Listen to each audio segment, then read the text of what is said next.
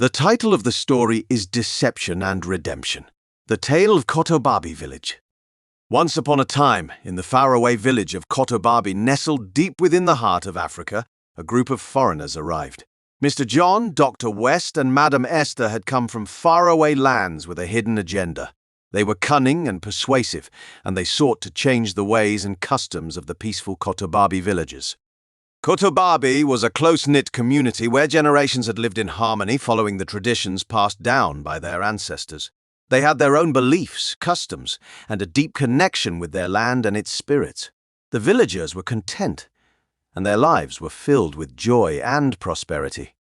However, Mr. John, Dr. West, and Madam Esther saw an opportunity to exploit the villagers' simplicity. They claimed that the customs of Kotobabi were evil and outdated, and that the villagers were living in darkness.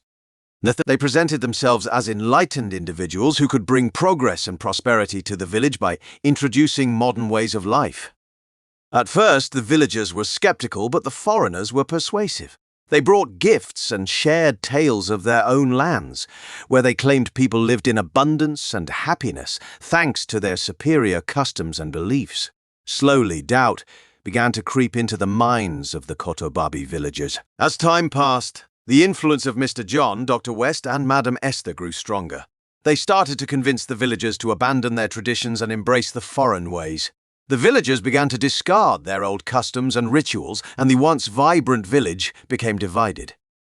However, as the villagers embraced the new ways, a series of unfortunate events began to unfold. Crops failed and famine struck the land.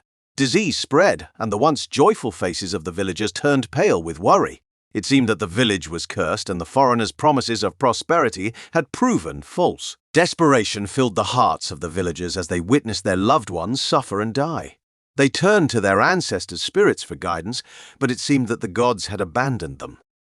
Amidst this turmoil, an unexpected figure emerged, Mr. Loko, the village drunkard.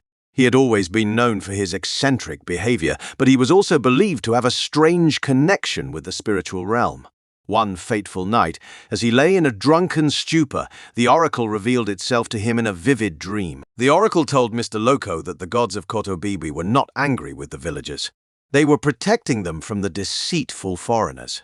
It was time for him to take action and save his people. With newfound determination, Mr. Loko staggered his way to the chief's hut. Nana Apia. He recounted his dream and the message from the oracle.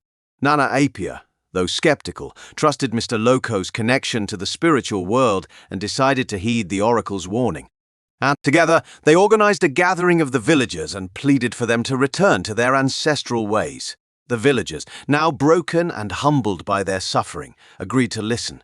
They realized that the outsiders had deceived them, and their true strength lay in their traditions and customs.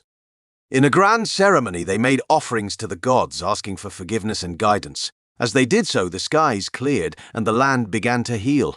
Crops flourished once again, and health returned to the village. The foreigners, realizing that their influence had waned, left Kotobabi in frustration, defeated by the very traditions they had sought to eliminate.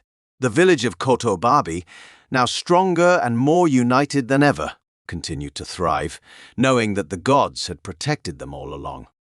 The story of Kotobabi became a legend, a cautionary tale passed down through generations, reminding them to cherish their customs and traditions and to be wary of those who seek to deceive with false promises.